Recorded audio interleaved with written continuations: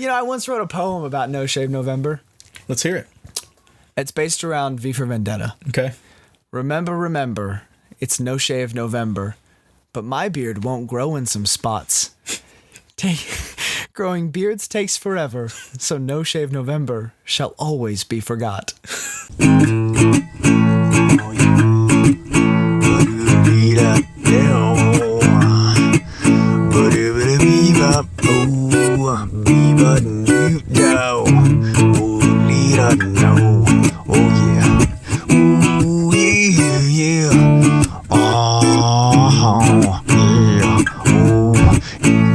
Just a bit. Well, hey there, partner. Happy November. You've just tuned in to Just a Bit Gaming. I'm your host, Ryan Chumpy Crash Reynolds. And this is your other host, Adrian Bertazoid Townsend. Whoop. Whoop. Lost my voice a little bit. Damn. It's okay. It's okay. I lost my voice for 2 months, and that's why I died. But because we just had Halloween, I'm spooky and back from the dead. Is that what that is? So I'm podcasting with the ghost of Ryan Reynolds? Yeah, I'm like the Crypt Keeper, just with a silkier voice. Awesome. Glad to hear it. I didn't even have a tagline for this episode. I just wanted to address the elephant in the room right there that I have been gone 2 months. It has been 2 months. Yeah. But the show still went on. Yeah, I fell apart. My whole body. Yeah, that's what I've heard. Just to catch up real quick on the 2 months that I was gone, and maybe you can just edit this bit into each of the episodes I was gone for. We were supposed to go to Retropalooza together in the beginning, mid-September. Yeah. Was it mid? No, it was the beginning of September. It was the beginning of September. Because it was the last weekend of August, right? Yes. Yeah. Yes. We were supposed to go to that, and I had just come off of a sinus infection and had an upper respiratory infection and couldn't go to Texas for Retropalooza, which wait, I'm wrong. It was the end of September. It was the end of September. Go ahead. Still, though. Yeah, so I got sick then, and then I ended up sick with some sort of secondary infection that landed in my face. And I had like a nerve thing happening on like the upper quarter of my body. I almost want to post that picture you showed me up on of my video. swollen face. Dude, it's pretty bad. And that's when the swelling was going down, man. It was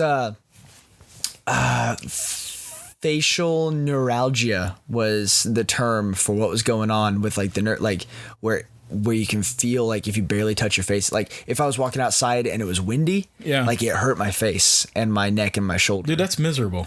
It was so miserable because also, kids. Yeah. I've got a 2-year-old and an almost 2-year-old and a newly 4-year-old. I don't know if I can still say I've got toddlers because Fat Big's not a toddler anymore, right? He's what, 4? Yeah, he just turned 4 a couple weeks ago. I would consider that still toddler stage. Or is that preschool age? Preschool, toddler. I don't know. Like Owen's 4. He's almost 5. Do you still call Owen a toddler? Or do you call him? How about late stage toddler? Late stage toddler. Because they still have those toddler things that they do. It's just not. It's not as dominant as it used to be. Right. Is he getting nicer? They're like one big event away from their next evolution. Yeah. He is getting nicer, is Owen? Okay, yeah, Owen's getting like far nicer, man. It's crazy, right? Yeah. Like this age. Everyone kept telling me that 4 was like the magic age. Yeah. Yeah. He's been getting crazy nice and like affectionate and helpful. Owen, yeah. He's still a crazy person, don't get me wrong. Yeah. You can't take the crazy out of him, but the wanting to fight everybody all the time, like he's not fighting his siblings all the time. He's not being defiant whenever we tell him to do something or anything, Yeah, Malone is still like in the late stages of that. Yeah. Like we still have these like pockets of defiance and anger and just complete fallout. Yeah. But and the fighting, the caveat to that is that he's like way into Spider-Man and superheroes right now. So he wants to fight everybody, but in like a comic book fashion. Like, we can't go to the store without him trying to shoot webs at people. Oh, that's so awesome. Yeah. Can he do it? Does he have the dexterity to do it? He does it. He does the move. Nice. And then he'll like walk up to people in the store and be like, "Hi, I'm Malone," and then just start running in place as fast as he can, or run at them while yelling, "I'm the fastest guy in the world." So he's aggressively social right now. And it's hysterical, but it's also nerve-wracking because I'm like, hey, buddy, those are those are strangers. Yeah. I understand some interaction would be just mentally scrumptious for you right now, but why don't you pump your little brakes there, Spidey? You know? I hear you. We were in the grocery store the other day, and he saw this little girl pretty close to his age, and he goes, I like her. And I said, well, that's nice. And he goes, should I go over to her and say hello? I was like, nah, you can just stay with me. And he goes, what if I sang to her? Wow. And I said, no, we're not going to go sit. Well, I mean, if you want to. And I took Tilly and Malone to breakfast at my job the other day. And Malone really liked our waitress, one of my employees. He kept calling her the girl with the ponytail. Yeah. Wanted to give her one of his action figures. So he's aggressively social, but he's so helpful and so sweet right now, and wants to be Spider-Man. Yeah. So I mean, yeah. Well, I mean, it's the same with Owen. Owen decided that for a solid couple months he was Spider-Man. Like, you address him as Spider-Man, and when you asked him what he wanted to be when he grows up, it would always be, I want to be Spider-Man. Yeah. So Spider-Man's a very influential character amongst the kids. Well, it's because he's young and he's like the epitome of just an honest, good guy. You know? And because Fatbig really, really gets down with some villains, dude. Yeah. That boy loves bad guys. Yeah. I always did too. I prefer the villains to the heroes. Right. It's a fixation. And I never shared that with Malone. He comes by it honestly. Well, I mean, besides that, the number one reason why I think kids love him, and it's one of the reasons why I love him, his costume. I don't think any other superhero comes close on costume design. No, Spidey's got it on lock, dude. Especially with the new game. Yeah. That's the best part of the new game, is unlocking the costumes. Yeah.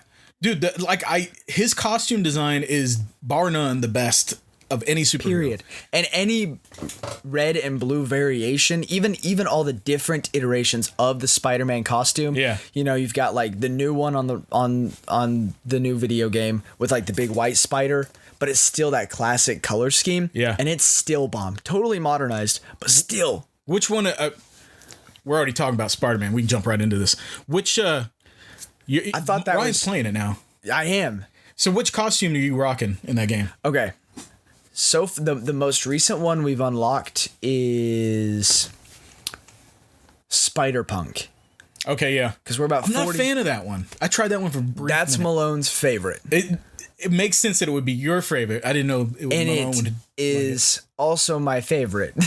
I've always loved the Spider-Punk costume. My only issue with it has always been the metal spikes on the head. Yeah, I don't like that. Okay, here I am complaining about that's too much for Spider-Punk. That's a detail of that particular costume I never quite dug, you know? Yeah. Is that in a comic book or? Yeah. I feel like I've seen that variant before somewhere. I just don't remember where. I was going to say Hollis, but it's Hobart. Hobart? Is that a comic book? No. Okay. So Spider-Punk came from a story arc from Earth 138, which is an alternate Earth to ours. And this Spider-Man is a punk rocker, an African-American punk rocker named Hobart Brown. Okay. And it's in this timeline, in this version of Earth, Norman Osborn is the president. Oh, weird. And he's kind of like a dictator type. And so Why do they always put Norman Osborn as like the leader of something? That's how he is in this game. He's the mayor. I think it's because of his money and his political ties. It kind of makes sense. Mm-hmm. Also, it's kind of low-hanging fruit. Okay. Because you're playing on the emotional, like, family and friend connection of Spider-Man to this big, powerful baddie. It's funny you bring that up because I'll let you finish, but that brings up one of my criticisms on the story. But go ahead. No, I mean, that's about it. You know, in one of the issues, it might be the first issue, Hobart Brown or Spider-Punk announces, you know, like, we don't have the power of the government, yada, yada, yada. But he says, so I'm paraphrasing, because obviously it doesn't say yada, yada, yada in the comic book. But he says something to the effect of, we have the power of rock and roll and our amps set to 11 or something like that. Okay. It's silly, but it kind of gives me goosebumps a little bit just because of my affiliation with that culture, you know? I I like that costume. I think it's neat. Aside from that, my favorite costume so far is the like the shocker type costume. Okay. Like the electric insulated costume. Yeah. It turns Spidey into a little bit of a thick boy. Yeah, some of those do. Like a donk fella, you know? It changes his dimensions. Yeah. Like thick with 2 C's, you know?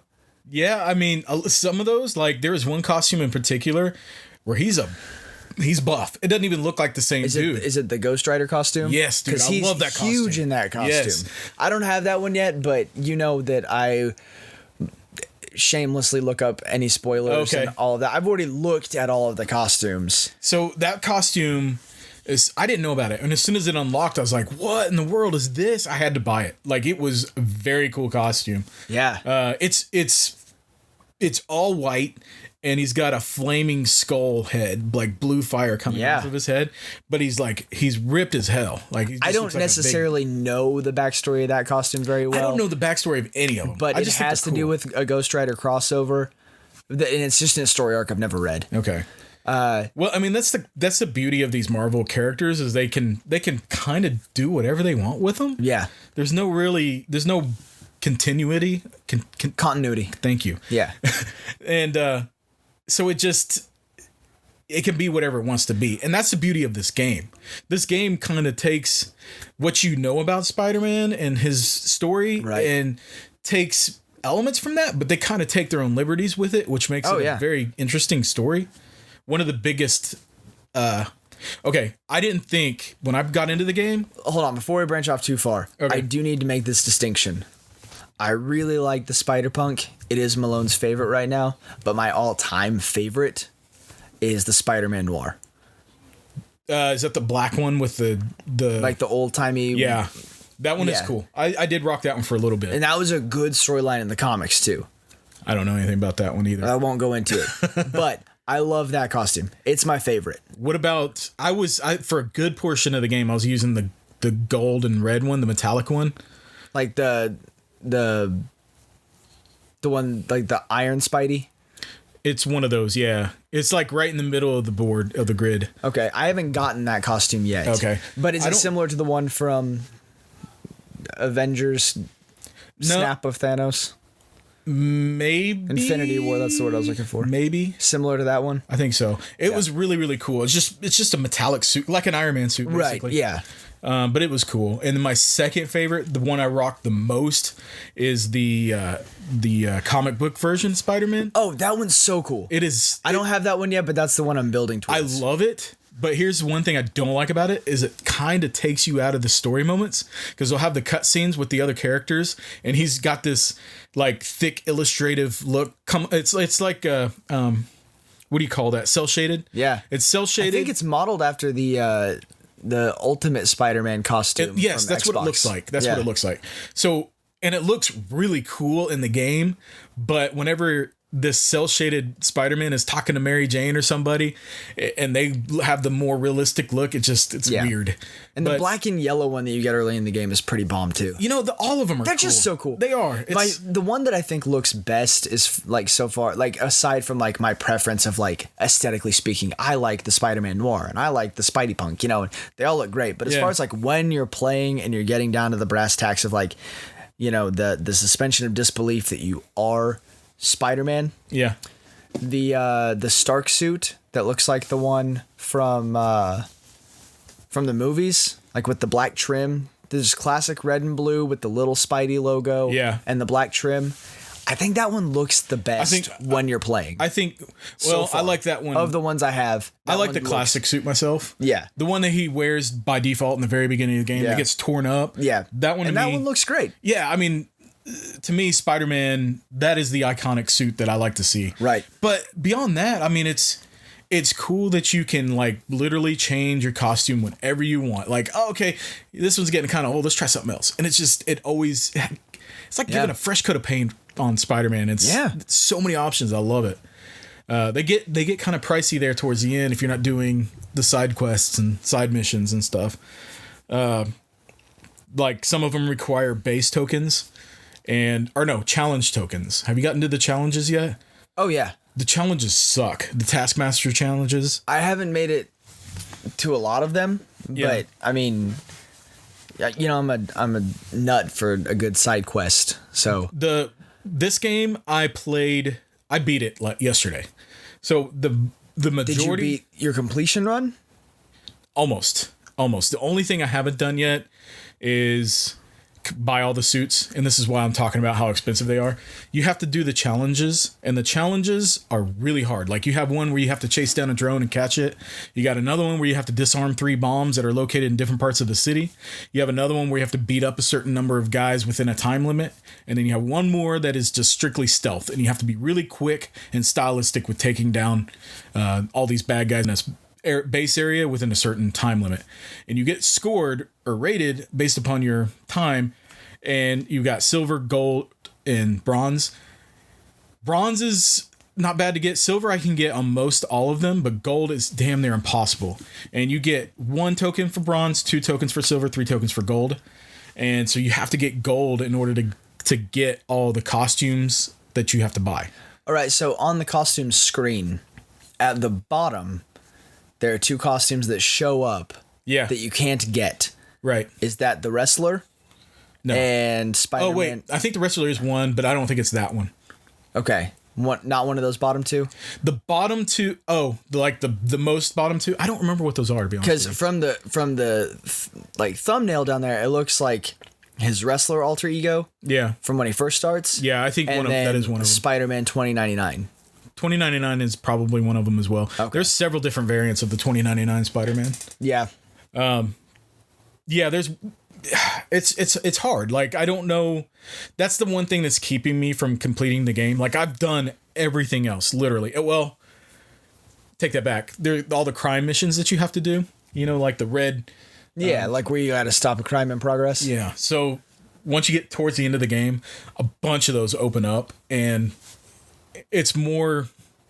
I think each district has about 25 to 30 of those crime missions, and yeah, they get kind of old.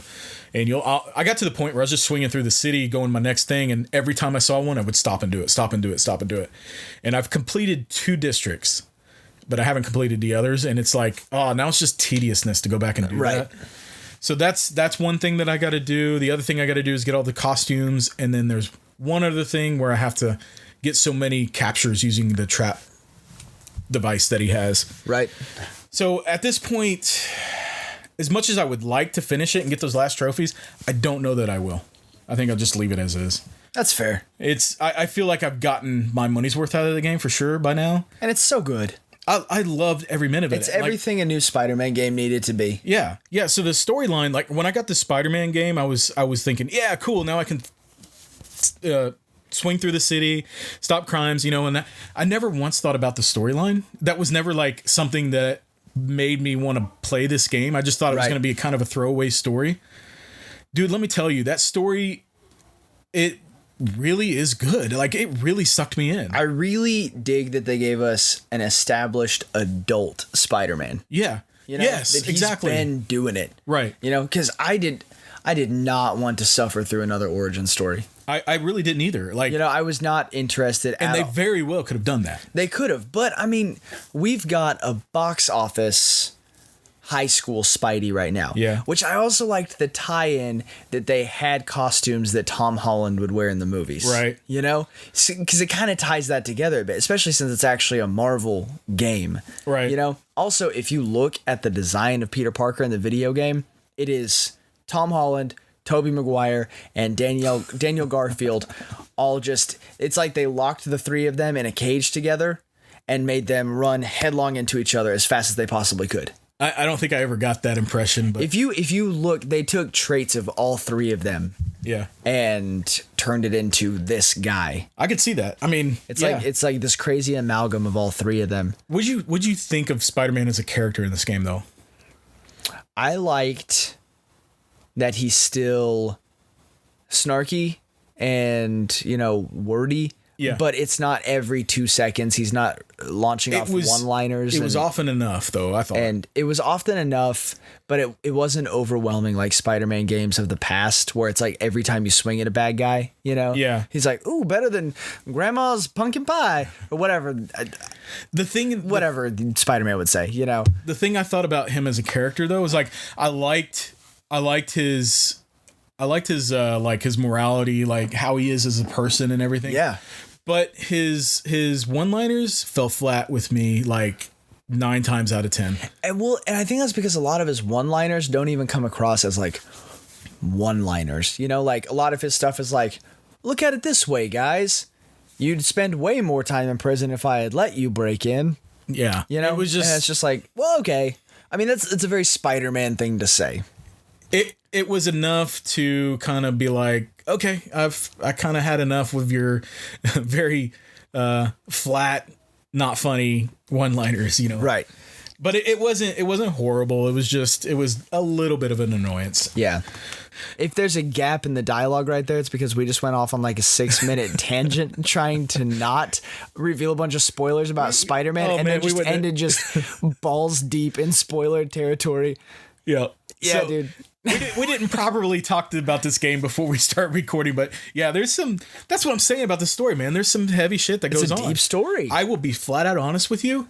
This game gave me the feels at the end, man. Like I was legitimately getting teared up. Should I avoid Googling the end? Don't Google the end. Don't you do it, I know how Ryan. you are about seeing spoilers. The story, follow it out to the end, dude. It's really I'm good. already halfway through it. I don't remember the last time I made it halfway through a video game. Finish it. It's not that long of a game, and I think I'll probably finish it this week, and then I'll pester you about finishing your run with Red Dead so I can play it. Oh, dude, it's gonna be a while. That game is gonna take me a while, but yeah, the storyline, like, it's so much more. Like, I would venture to say that my 2 top games that my 3 top games that I've played, it's second place as far as story. Yakuza 0 would be number 1, then this. Than God of War. God of War, it's far. I think the storyline in Spider-Man is far better than the God of War story. And so you're putting this top 3 video game stories you've ever played? No, this year. Okay. Because I was like, that's a whole lot of backlog that you're skipping and just naming 2018. I'm just going with games that I've played this year. Okay. To be honest with you, I was really let down by God of War storyline, and I was really like surprised by Spider-Man's story. Dude, I don't know if you recall, but I was kind of let down by God of War altogether. I remember you liked it, but it didn't interest you enough to continue. I think I played about 12 hours of it. Yeah. Well, I mean, that's the cool thing about Spider-Man that I love is like I never get sick of swinging through that city, man. Never. Right. And I don't take time to play a whole lot of video games. Yeah. I stay way too busy.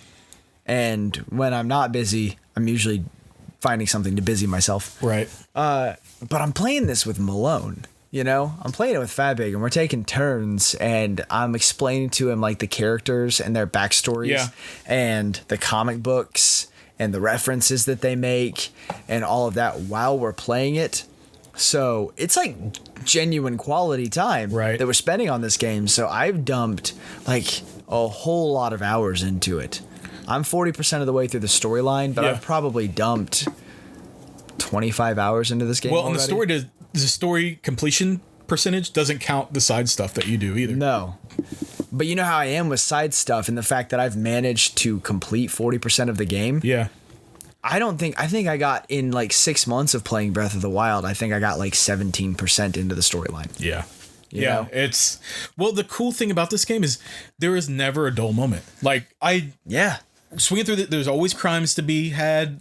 They unlock the brilliant thing about this game, and I wish more open world games would do it this way, is they let you open up the full map right at the get-go. Like I can go through and activate all those towers and open the full map, but they don't give you all the side missions right there at the beginning. You have to unlock them as the story progresses, which is awesome because you don't feel super overwhelmed with all these points on the map that you need to go to. So you can just like, oh, I'm going to do some side missions for a while, and then, okay, now I'm ready to do the story and do some more story. That, to me, is brilliant. I will say this. I've been a little bit bummed that it's only Manhattan. That you can't get out to the burrows? Well, I mean, that's okay because this game lends itself to a sequel. And I definitely think that they did that on purpose just in case they get the blue light to or green light to make a The blue light. I'm so bad with stuff like that. But this game, like, I want a sequel. I would totally play a sequel. They've had their run at it and they did a great job. And I think if they could improve on things, I felt like they did already really well. Yeah. We could have an awesome sequel with this game. I mean, yeah. And it's a great game so far. I'm excited to keep playing it. Yeah. I mean, well, and it was one of the only games of the past 2 years I was excited to see come out. So me too, dude. I was so pumped for this, and it's not very often that I want to fully complete a game, and this game made me do that, and I love it for that. And it's a great game. But I wanted to mention something else about the story real fast. This game, why does Peter Parker know at least 50% of the main villains? Like, they got to have some kind of personal relationship with the villains before they become villains, and right. that took me out of the story a little bit because most of the main villains in this game he knows. Well, that's kind of true to form to the comic books. It sucks. That's if you go back and read the origin stories of Spider-Man's villains. Yeah, he in any given universe did intern with Dr. Octavius or Dr. Doctopus, as Malone calls him. I don't know if the Crocodile's in this one, but he's not. He did work with that guy. I know the Green Goblin's not in it because Green Goblin is my all-time favorite villain. Yeah. And I would know if he was in there, but of course he's got that familiar tie with Norman Osborn, right, because of his buddy Harry. Right. And they play that relationship in the game, which I think there has to be a Green Goblin DLC at some point. Unless they lead up to a sequel and the Green Goblin. That's what I'm thinking. Like that, they get to save that for a sequel. That or Venom. Venom would be awesome in a sequel. Venom would be rad. Yeah. And he's got a familiar relationship with Eddie Brock. Yeah. I mean, it's just because the general thesis, the center point of Spider-Man and the Spider-Verse, the Thanksgiving cornucopia with which the family of storylines gathers around, is that with great power comes great responsibility. And if you're going to be the Avenger and be the good guy and take out the bad guys and take all this responsibility on yourself and have secrets, you have to understand that even the best intentions will come back to hurt you or the ones around you. Right. And every action has an equal and opposite reaction. All of these things are central to Spider-Man. Spider-Man, yeah. And his storylines and his mythology or his mythos or whatever the word would be.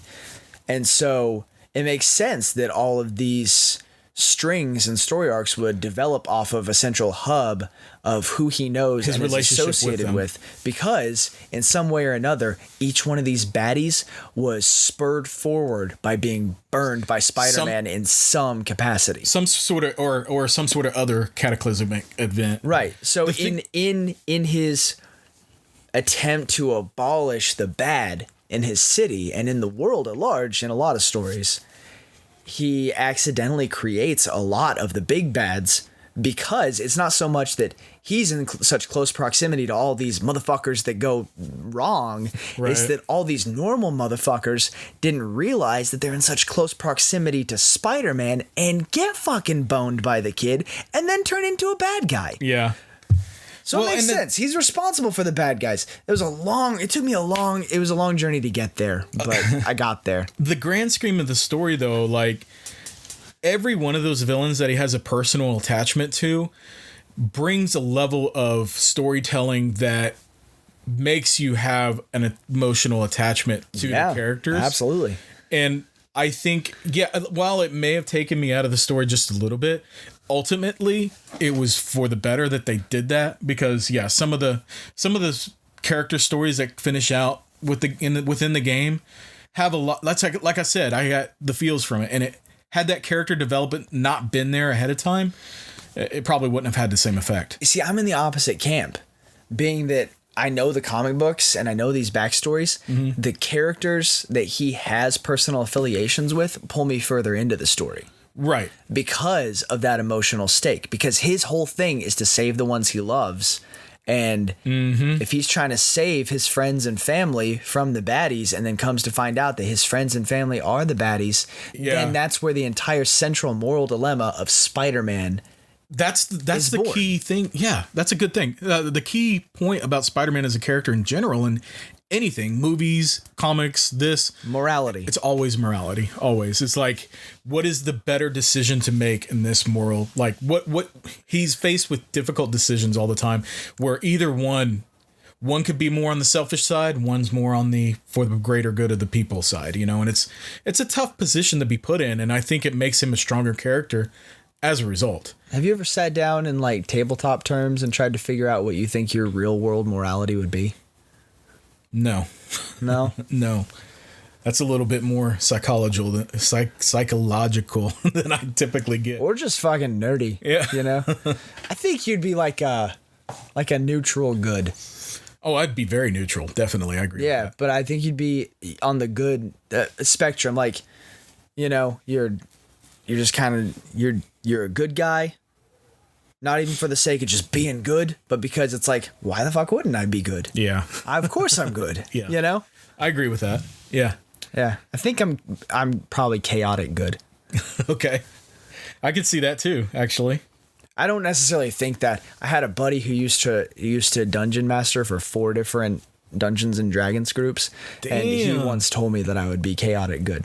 And then explained to me the morality cycles. That's pretty cool. Well, you have a professional dungeon master. He dubbed me the fuck up, dude. Well, to close things out with Spider-Man, that game was awesome, and the thing that I loved about it was the constant. There's always something to do, and I never got bored playing Spider-Man. No, I know. Never. It's fantastic.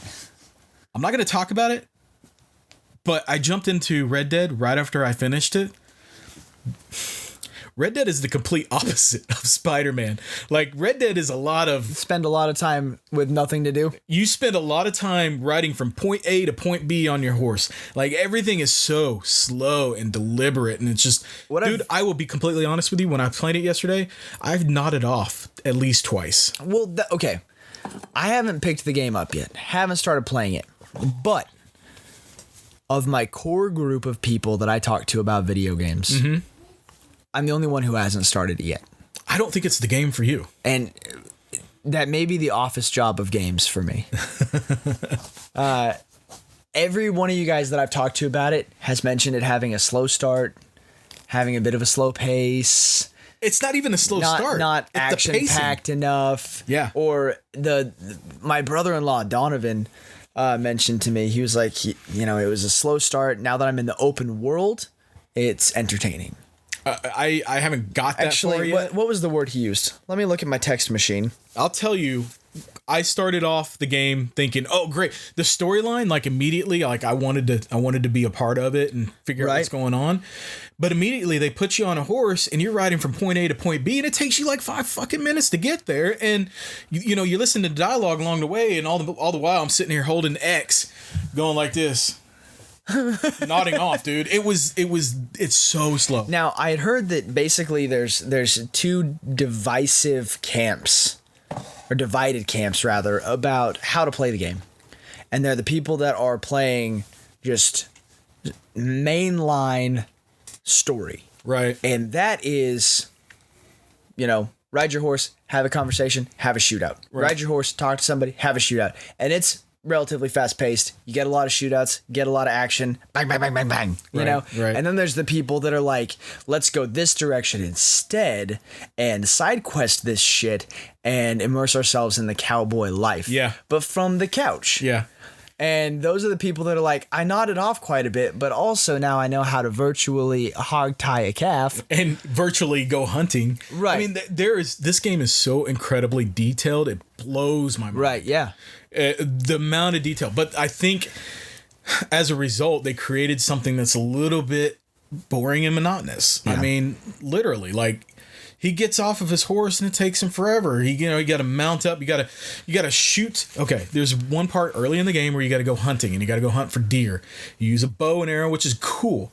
Well, you get to shoot the deer, and I shot the deer in the wrong place apparently. So he started taking off running, and So I go over and chase him, and then he falls over and he's like, wah, wah. He's doing all that. Yeah, Really making some like some. It was so sad, incredibly detailed. Yeah, like I noises. felt genuinely. I can't talk tonight, man. Genuinely upset for this deer, and I had to put it out of its misery. So it's laying there on the ground hollering, and I put an arrow in its head and finish it off. Yeah, you're a terrible cowboy. I'm bad. So you have to. I guess you're a terrible deer boy. Yeah. Well, you have to pick up the deer. A terrible doe boy. And you have to haul him over to your horse. Yeah.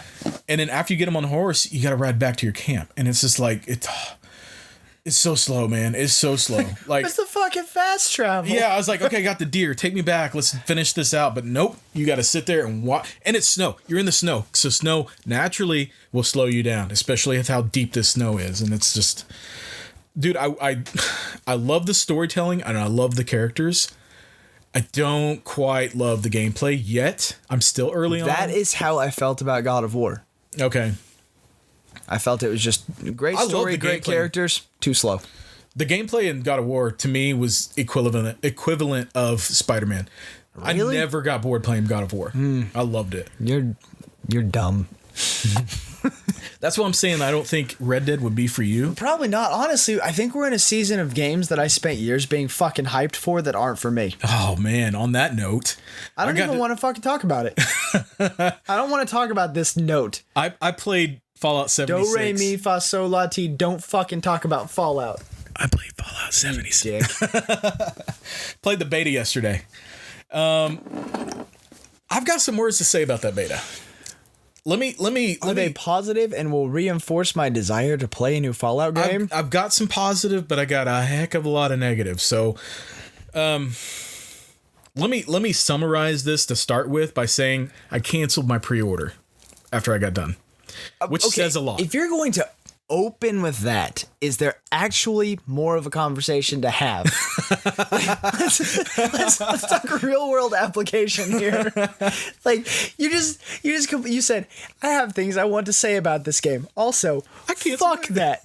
Here's the entire conversation. Cancel, bitch. So, okay.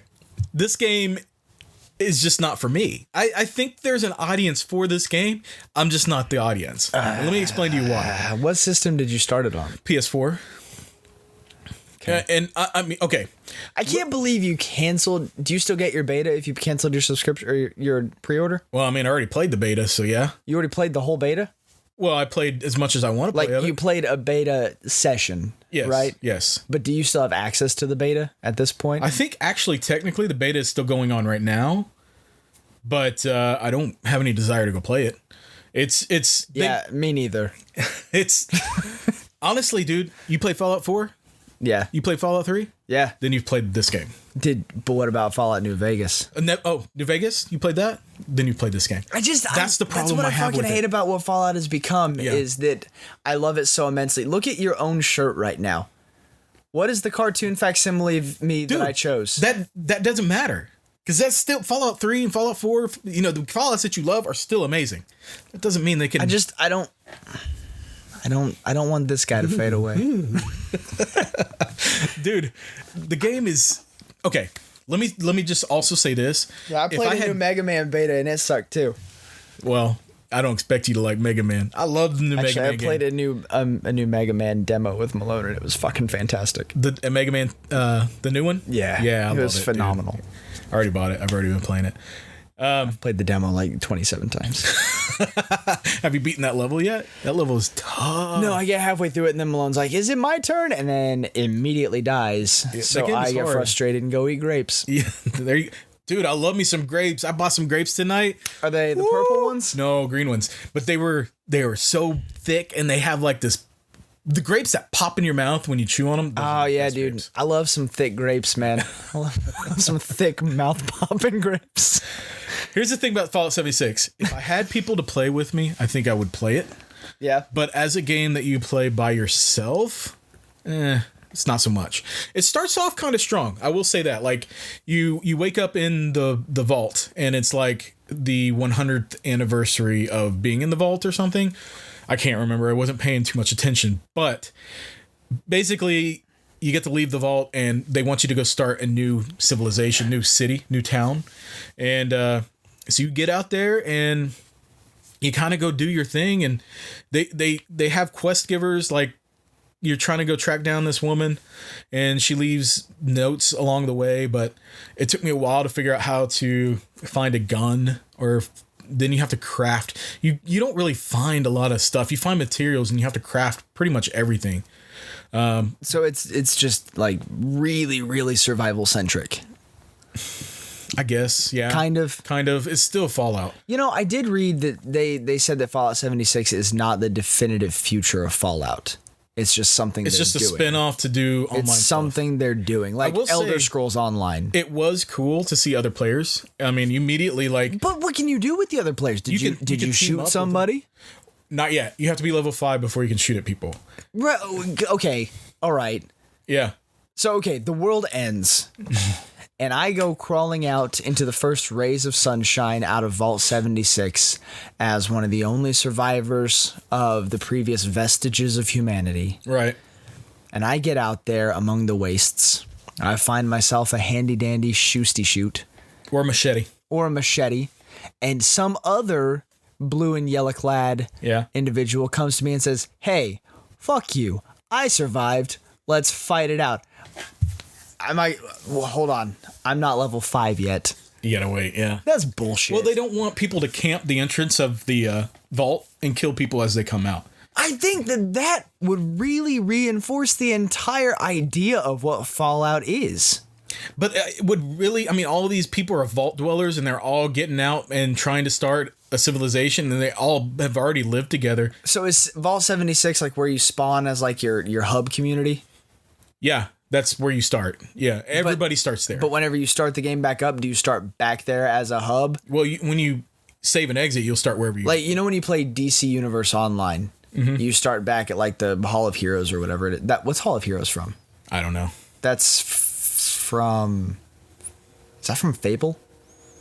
That sounds like Fable. Yeah? I would agree with that. Oh, yeah. Side note, have we ever talked about John Molyneux needing to get back on the ball and make another Fable? Peter Molyneux? Peter Molyneux? No, I'm talking about John, his less successful brother. We've talked about it before. I'm done with Fable. I give Well, I guess we're done with Fallout too. Honestly, I am. I feel like I am. And here's the thing. This is the end of something I love. Well, I mean, maybe you might love it. Who knows? Well, okay, if Fallout 76 crashes and burns, which it sounds largely like it is gonna, because they even announced whenever the game actually gets released in a few weeks, it's still not a complete game. Right. And apparently there's some bug that eats the entire thing. Like, eats the entire... It's like there's a bug in the game. I didn't read much about it. I didn't read into it. But apparently there's like a glitch that if it kills the whole beta for you. I don't know. I don't know anything about it. And then I started talking about it as though I do. And now I feel largely foolish. Well, that's all right. There might be some truth there that somebody can pick from. I bet if you Googled beta eating bug Fallout 76, you would You'll get an find it. article on what I'm talking about. There you go. So do that shit. Well, here's the thing. But by the time a good one comes out, what if people don't fucking care anymore? That's the problem. And here's the biggest problem I have with it is this game feels like it's not evolving. I feel like I'm playing the same game that I played 10 years ago with Fallout 3. Just with less options. Right. And the world is so there's not enough to do there. Like Well, that's true to spend form for an MMO. Well, no, I mean, given that I just came from Spider-Man and there's shit to do everywhere, and I jump into Fallout and I gotta walk down this road forever. It's a beautiful game. It's a beautiful looking game. It looks great. But then I get to a house and I go loot this house, and the loot that I find is very sparse. Like, there's really nothing there. And then you got to go walk for a while more. There's just not enough going on in this world. And then you find all these materials, but you don't really know what you can do with them yet. And we're getting notes over there under the door. Should we read them? I don't think you can. They're from Owen. Owen scribble writes. No, Owen is in a phase in his life where he is an artistic little guy. He loves to draw. So the thing about the beta is like, It's the first fan mail we've ever gotten. oh, there is something on there. Okay, read that out for me. Dear Daddy, I made this for you. I know it's very special for you. I know you love Spider-Man because he can shoot webs out. Thanks, Owen. All right. I think that is a bus with bunny ears. Yeah, sure. Looks good to me. There's a That's star. Sonic. It looks like Sonic. That's Sonic. That's Spider-Man. I think that's the world. Yeah. And that is a star without arms. There you go. Owen's in a stage where he likes to draw and then he wants to write a note, but he'll have one of us kind of dictate exactly what he wants to put on it. That's awesome. So, like, the world is... I went into a town, and it's just full of houses and stuff, and there's little convenience stores. And there's a lot of buildings there. I was like, yes, let's go loot this town, you know? Like a game, open world game should be, let me go into all of these buildings. They're small buildings, you know? That's not going to take that much memory to be able to do that, I would think. All of the buildings are closed except for a select few that you can go into. So it further limits your exploration of the As world. opposed to like Fallout 4 where every door is something you can figure out how to get into. Is it that way? I don't know. I didn't play enough Fallout 4 to... Or Fallout 3 or Fallout New Vegas. It was- if you're in a town, you can loot pretty much every building. You There's can find a houses- way in. There's houses with wooded up doors and you just simply cannot get in. Well, that's true to form for an online game, though. Sure. And Get a freaking hammer and open it up and get in there. and the scarcity of settlements and the scarcity of places to go and things to do. Yeah. And the long stretches of nothing to see. That's part and parcel of those online games. That's the reason I never got into World of Warcraft. That's how I feel about those big online games. Even a game like, you know, I've played a lot of DC Universe Online in my life. That game, I mean, like, you could go to any given building and not be able to go in it. Right. Which, I mean, we're complaining about that, and we just gave so much credit to, you know, Spider-Man. You're in Manhattan and can't get into any of the True, buildings. but it's a different scale. It's a different scale, and, I mean, look at how much memory it takes to build Manhattan in a game. Right. And plus, we're used to Fallout games where you, like I just said, you can go to a settlement and find a way into most, if not all, of the buildings. Well, the thing is, there's not enough buildings to go into to begin with. To Why even not matter? open them all up? Yeah. Right. It just felt like there wasn't enough. Like I was spending more time traveling. Trying to find something to do. Fighting mole rats and dogs and ticks. It has giant ticks, disgusting freaking ticks in there, man. I hate That's ticks. gross. It is. They're the the big fat ticks. Yeah. They're those, but they're like huge, and whenever you hit them, they turn red, and they explode into blood when you kill them. They're Gross. disgusting. That's nasty. But I mean, even if I had friends to quest with me and go around and do things, I would get bored. You Like, just spend a lot of time walking around with said friends. yeah. So this isn't like Elder Scrolls Online. Elder Scrolls Online never felt like a Elder Scrolls game to me at all. Like, it felt more like an open world game, like an MMO. Yeah. Right. Fallout 76 feels more like a Fallout game. It feels exactly like a Fallout game. So they've accomplished that part of it. They just haven't done enough to improve on the formula. Like, I want something new and different, and it's not that. I feel like with Fallout 4, they pumped out so many things, like the expansion on crafting, and then you can build a settlement, and then you can build robots and build traps and this and that and the other, like all of these crazy expansions and DLCs that it was like we didn't necessarily build a better, expanded, more capable game, but here's some bits and pieces you can throw on it.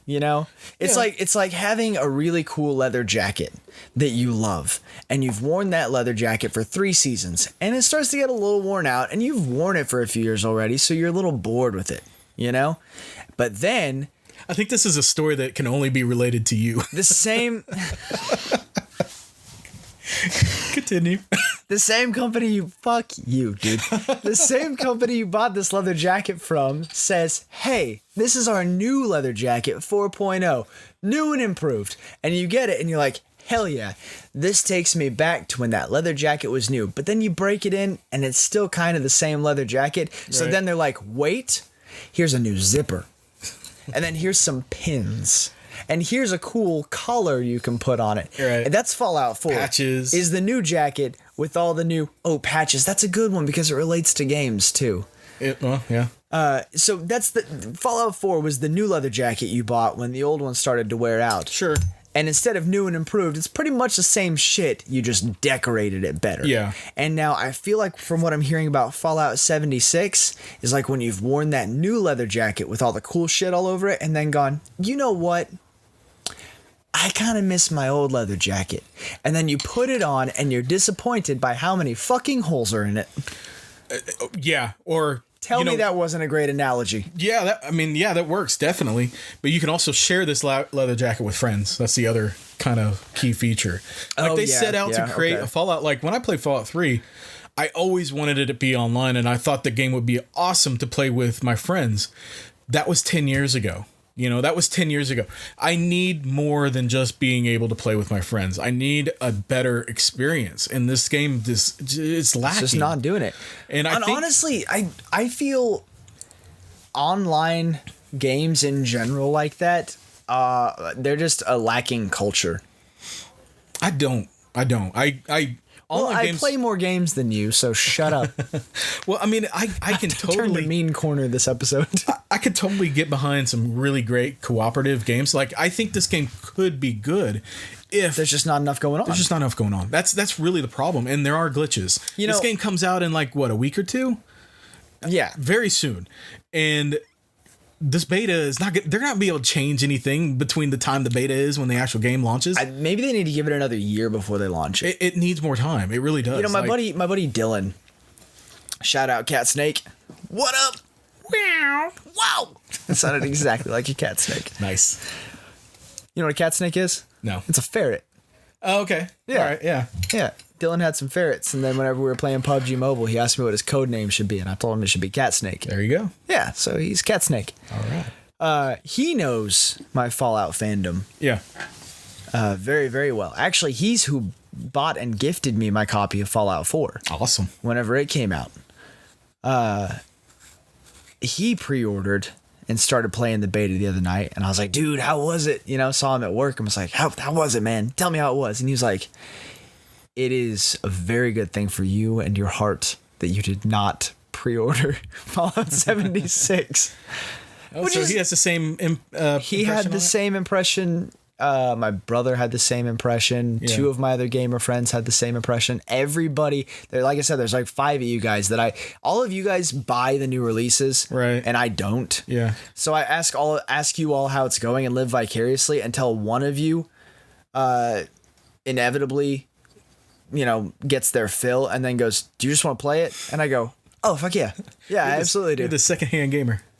Oh man, that's a really, really great.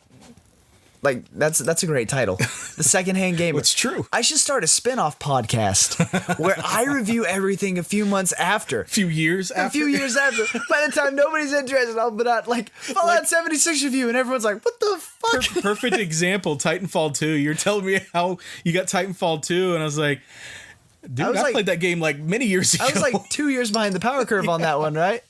Yes. I thought it was a newer game than that. Mm-mm. Yeah, I played enough of it that I don't have any desire to play it again. So I was like, that's great, man. Yeah, because I went and told everybody that I got Titanfall 2, and everybody was like, all right. Okay, cool. And so I was like, well, fuck it. I don't want to play this game if nobody wants to play with me. Because I tried to jump into like the multiplayer arena, and there was like, there was limited pickings like internationally of people that were playing that game. Yeah. Like, I mean, I say limited, like it took me like 20 minutes to find a full match. Shit. Yeah. Wow. And maybe it was that day. Who knows? Maybe Titanfall 2 I just don't see that many people playing that game anymore. Well, no. It was fun at the time, but it wasn't game changing or anything. Not whenever they could wet their beaks on some sweet, boring Fallout 76 action. It was no Overwatch. See, Overwatch has legs. Titanfall 2 did not. Overwatch, I don't think has dropped off at all yet. I mean, they just announced another character yesterday. Yeah, it hasn't dropped off at all. No. You know what? I think Fortnite is dropping off. Fortnite is dropping off. You know why Fortnite is dropping off?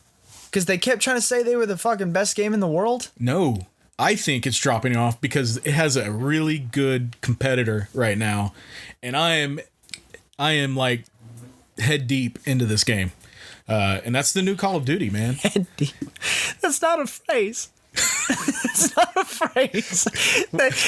You got the blue light to play this new Call of Duty. Everybody needs to start trademarking my You got a blue light. I'm a head deep in it.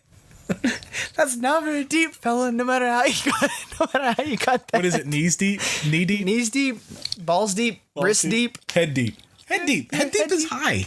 Oh, that's so you're like standing at the bottom of the pool. Yeah. And you're head deep. Head deep. Okay. I was thinking like you were starting with the head. No. I've but crested my forehead into the deep waters. I'll tell you what goes on in my head. It's like that phrase is there, and I know what it is. I'm going to say the first thing that comes to mind. Oh shit! I know that's not right. So it was on the tip of my elbow there. It's exactly, dude. I am not a quick thought speaker. I have to think out my words before I say them. If you would say these phrases but lift your eyebrows at the same time, you would convey enough confidence that I wouldn't second guess you. I need to start doing that. Yeah, every time you lift your eyebrows and say something fucky, I'd be like, "Oh shit, that boy is saucy right now." I'm not stepping into the ring with that man's that's logic. the thing. Like, I just need to have the confidence to say it. You gotta get some power brows, dude. I'll remember that for next time. Fuck yeah, you will. That new blackout mode on Call of Duty got me all fucked up. Call out 76. That's a game where all you do is you make up shitty phrases and then tell your friends about it. Yeah, that's right. Okay. Talk to Bethesda. They just got the blue light. They're head deep in production right now. Fuck you. That's awesome though. Dude, Blackout is amazing. Yeah. Blackout is amazing. Yeah. Let me get onto this train real quick. Wait, have you started playing Call of Duty Blackout yet? Blackout is amazing. Let me tell you how cool and amazing Blackout is. I bought that game on release day. I have literally played it, if not every day, every other day since it came out. How many hours do you think you put into it so far? 30, 40, maybe more. Damn, son. And Amy plays it too. Amy is just as addicted to that game as I am, which is crazy because she don't play games. I don't know how she even got interested in. She did dabble in PUBG and she played PUBG Mobile for a while. And I think she saw that this is just a better version of PUBG and it interested her enough to give it a shot. And now, dude, she's got like all kinds of friends on my PlayStation Network account that I've never played with before. They're all friends of hers that she met through playing the game. And dude, it's so good. Like, that's awesome. Imagine if PUBG was given a fresh coat of paint, given the responsiveness and controls of a Call of Duty game, that really good feeling when you shoot those guns, that accuracy when you aim, that everything that's so great about a Call of Duty, what makes a Call of Duty game fun, and put that into a PUBG style gameplay. Sounds Battle Royale, fantastic. It's so good. It is so good. Like, you drop off of an airplane. The games load quick. I mean, they're super fast. So you don't have to sit and wait around for the game to load or get a party ready. You know, like my friends will jump in with me. We'll get into a party, start the game. Boom, we're in the lobby waiting for the room to fill up. Takes all of a second or 30 seconds to fill up. Oh, that's and nice. They drop you into the map, and the map has several key areas, and a lot of the areas are reminiscent of different things within the Call of Duty Black Ops universe. Like they've got the zombie area and the asylum is what they call it there. And they've got Nuketown. If you remember Nuketown from the multiplayer games, you can drop in those different destinations, and you know, you go around and go into different buildings, and you literally can go into every building in this game, which is awesome. Yeah. And you you loot all your weapons, your backpack, your armor, your everything. And then it's just a matter of staying alive. And we're getting more notes over here. Getting more fan mail. So the other cool thing that they do with this is they add in zombies. Like there's zombies thrown into the mix. They're only in like 3 different locations. Like NPC zombies? Yeah. They'll just throw them in the middle of a not just PvP anywhere. match? Like, yeah. Like if you're having a PvP in the asylum, there'll just so the asylum is one of the places. Like there's a graveyard next to the asylum. Some brain chonging fellas just show up. Mm-hmm. Yeah, what happens is they have a mystery box that's just like the mystery box from the original Black Ops in zombie mode, and it's got a little teddy bear sitting on top of it, and you have to collect things, and I don't remember what it was, and then that mystery box will open and give you a good weapon like a 50 cal sniper rifle or something like that. Like, you ever think about, just a quick sidebar here, the production meetings when they started coming up with this shit? Oh, it had to been fun. Like whenever they're like, hey, we had a really great military game. Yeah. And then we had another really great military game. It occurs to me that we make really, really fucking great military games. You know? Yeah. You know, we go to war. Guys, we fuck. You know? Right? What can we do to make it better? And everyone's like, you know, like faster reaction times, better reload speeds, maybe some extended clips. Let's call in some airstrikes. Ooh, yeah, let's start parachuting. Better camo. More shit to walk into. And this guy at the other end of the table is like, fucking undead people. Yeah. And they're like, no. I guarantee the first time around, they're like, shut the fuck up, Rod. Go back to your cubicle, okay? Go away. And the next time they're doing one, they're like, all right, well, we did this and we did it right. What about the next one? Well, let's do like modern weapons, you know, like, so the real like current shit, like let's go from analog to digital, you know, like, you know, that gun from the last one was nice, but that was a rotary phone. Let's hit that Samsung shit this time around. Let's hit the iPhone guns. And then the guy at the end of the table's like, what about some fucking zombies? And they're like, dude, just seriously shut the fuck up. Round 3, he comes in and they're like, we've been thinking about zombies. He's like, fuck right, you have. Yeah. And then he gets promoted, and now we are where we are. I don't think it happened like that at all. Oh. Good story, though. Thanks, man. No, to be honest with you, I am shocked that there is zombies in blackout mode at all. Like, that was a cool kind of added little touch. But the difference is they're not just everywhere. They're only in 3 specific spots, and those spots never change. Like, every time you drop there, there's always going to be where the zombies are. Don't go in that bedroom. That's the zombie bedroom. But, I mean, the zombies... The reason you would want to go there is some of the best weapons in the game are in those areas, and if you can take out the zombies and get them, then good, you have a good weapon. But you're also having to contend with any other person who is thinking the same thing, so it's immediately going to be like a shootout, and you got zombies to worry about and other players, and it's a risk-reward situation that you can get good weapons right at the beginning of the drop, or just avoid the area altogether. It's cool. It's a cool take on the. I mean, it sounds cool. It'll obviously be a while before I play it. But it's one of those games, like, a lot of people were upset that this game doesn't have single player, and me being one of those is like, why take out something that I love? I always play the single player in the Call of Duty games. It's the best part. I've probably sunk more time into this game than any other Call of Duty since the original Black Ops or Modern Warfare 4. Do you ever wish you could play as a Call of zombie? Duty 4, Modern Warfare.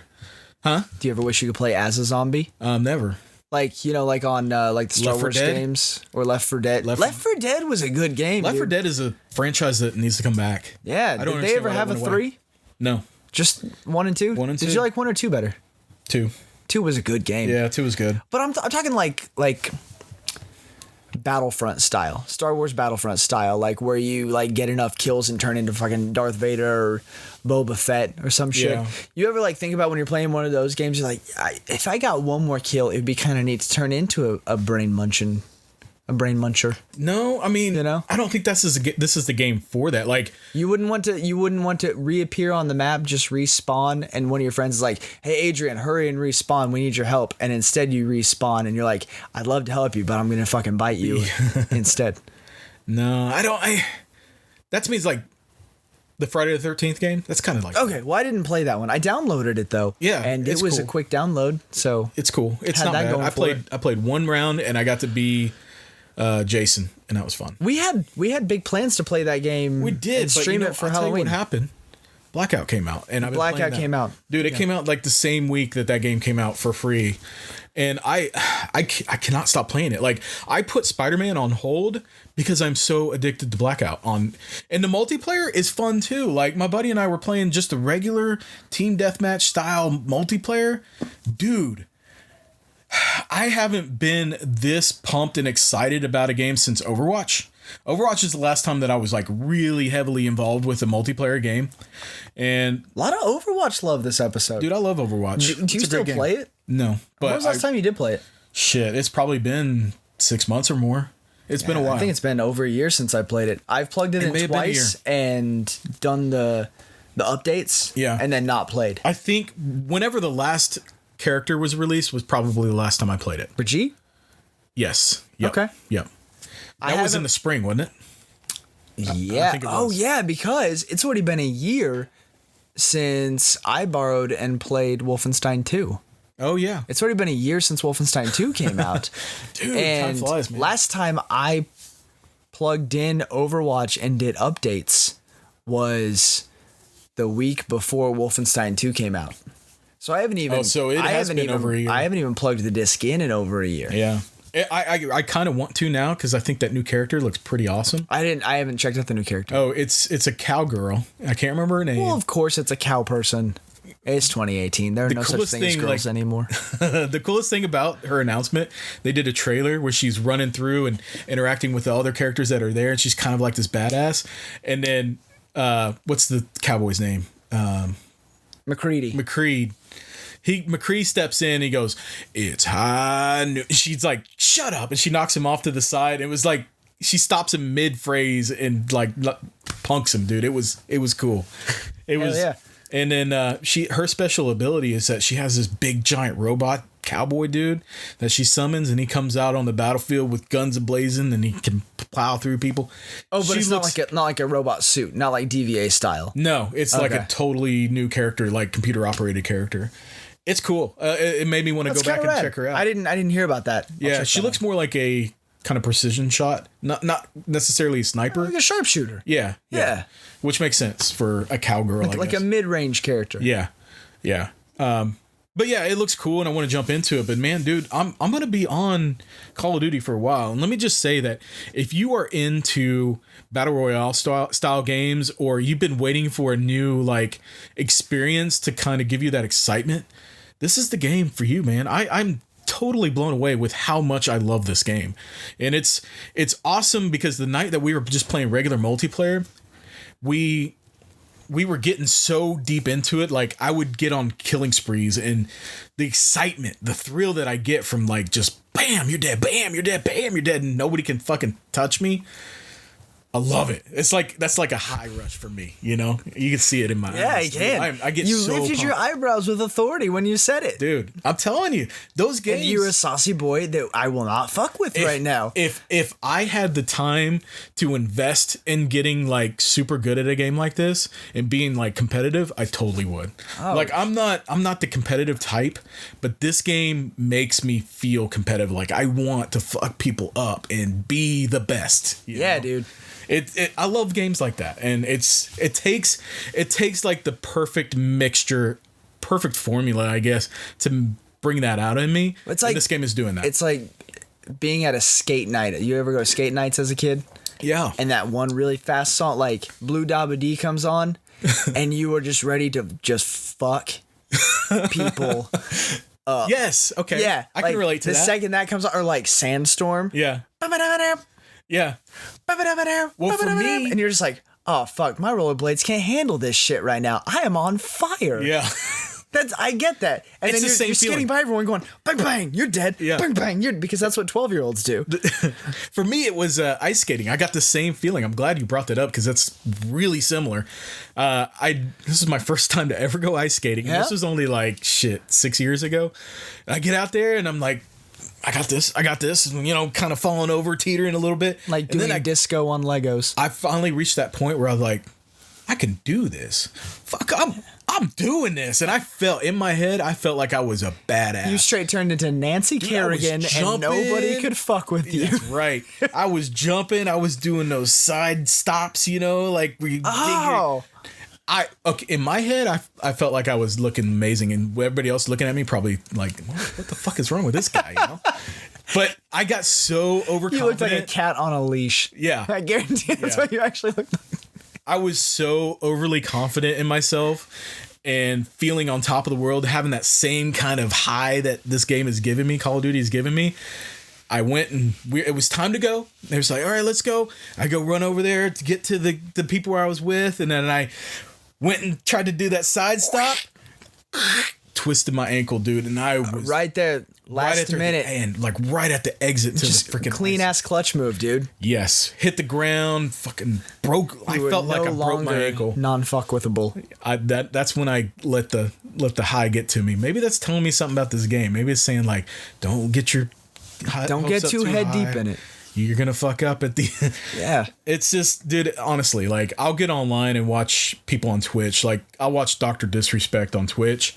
The dude is fucking amazing at this game, and I love watching him play. He's so good. His team is sitting there, they're playing Blackout, and he's got a teammate that's like, there's up in the window, and they're using all these like fast terms like 256, 385, you know, because each direction is labeled by a number at the top of the screen, so you can pinpoint stuff to your teammates. Man, I would get booted from a team like that, lickety split. Yeah, you would. I played that PUBG Mobile with you, man. Let me tell you, I was a little bit annoyed with. I couldn't tell if you were being serious or just fucking around, but I was like, he doesn't know what the fuck he's talking about. I think I was half drunk. Oh yeah, you had to have been. I was drinking. I had been drinking a bit that night. Well, I had been playing for a long time already, like, because Shelby and the kids were asleep, and I had been playing with. I had an actual PUBG team at the time, the Slay Queens. And we would all get on and play, but we would slay. Yeah. We would slay. Like, we had I think at one point, like a 17 match win streak. Well, and then I got on with you guys, and I think the beer started to take hold a little, and Adrian was getting audibly frustrated with. Well, let me tell you why. Because it was not just there's a guy here, hey, you guys got this gun. It's like Amy. Hey, Amy, where are you? Amy, where are you? And then you would just ask it multiple times. Adrian, where are you? Bertazoid or whatever. I don't remember. And so we would tell you, and then 2 seconds later, you'd be asking the same damn question again. I was like, I'm still in the same damn place. You were just nonstop. And that's. I think I'd also turned to chatty corner. You were at the helpful stage, turned not so helpful anymore stage. Yeah, like a drunk toddler. Yes, it just sounded like drunk talk, definitely. You just forgot what I told you like 2 seconds before. But I mean, imagine that, like somebody still who is taking control, but they're like not drunk, and they're telling people, here, he's right here, and then everybody is on cue, knowing what's going on, and they're taking guys out within this building, and they function like a well-oiled machine, you know. And it's awesome, and that's the kind of point I want to get to in that game. But dude, it's tough. It's really tough. If you play Blackout, you're gonna die a lot, and luckily they have multiplayer mode, and we usually kind of wet our whistle at the beginning of the match. Yeah. We'll go play multiplayer for a little bit to get kind of in that mode and get that hype up, and get your accuracy all pinpointed with the gun and everything, and then jump into Blackout. Because when you take that mentality into Blackout is a little bit slower paced. So, and you're not going to kill nearly as many people as you do in multiplayer. So you take that with you, and it really helps. Like I noticed a pretty big jump in my accuracy and my alertness while playing Blackout after playing multiplayer. So pro tip, play multiplayer before you play Blackout. Take it from the pros. That's right. Dude, I love the game. I wish you could play it. I think you would enjoy it, but I don't think you would play it enough to really I think there's a good chance I will probably download it and play it in a few years when it's like free on the PlayStation when it's not so popular anymore. Yeah. I think honestly with all the new releases and all the hype surrounding all the new stuff right now, I'll probably just hang out on Spider-Man for That's fine. The foreseeable future. I don't even have my Switch right now, so what's cool about I'm not playing anything on it. Yeah, I haven't touched my Switch in a while, which is weird. I usually play it a lot, but man, I'm telling you. I don't think I had played it in like 6 months, and then my brother-in-law asked me if he could borrow it and play Breath of the Wild, so I was like, hell yeah, dude. Yeah, there you go. Have at it. Somebody gets some use out of it. Yeah. But I mean, with Blackout, I've got 2 of my friends that have it. Yeah, 2 of my buddies have it. So we'll play on, every time we get on, at least one of us will be paired up and have a good time, man. It's a great social game, a lot more so than Fallout 76. Fallout 76, I could see myself getting on there and just kind of passively bullshitting, passing the time, but really not accomplishing anything, just doing something in the background of a conversation, if that makes sense. Whereas Fallout, Call of Duty is more like we're actively engaged in what we're doing and talking about what we're doing. That's more of my style. Right.